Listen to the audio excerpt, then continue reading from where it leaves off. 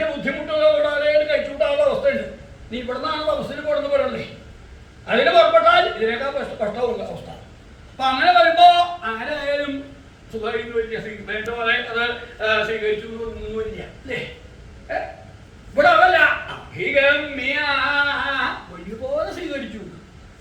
വളരെ വളരെ സന്തോഷത്തോടു കൂടിയിട്ടാണ് സ്വീകരിക്കേണ്ടത്. എന്താണ് സ്വീകരിക്കേണ്ട കാര്യം?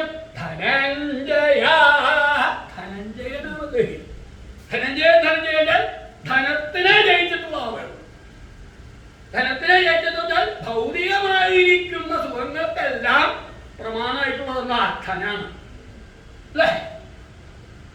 ഭൗതികമായിരിക്കുന്ന സകല സുഖങ്ങൾക്കും പ്രമാണമായിട്ടുള്ളതെന്ന ധനാണ്. അതിനു വേണ്ടിയിട്ടാണ് എല്ലാവരും പ്രവർത്തിയെടുക്കുന്നത് അല്ലേ. പ്രഭാതം മുതൽ പ്രദോഷം വരെ, പ്രദോഷം മുതൽ പ്രഭാതം വരെ പണിയെടുക്കുന്നതിനാണ് ധനം സമ്പാദിക്കാൻ വേണ്ടിയിട്ടാണ്.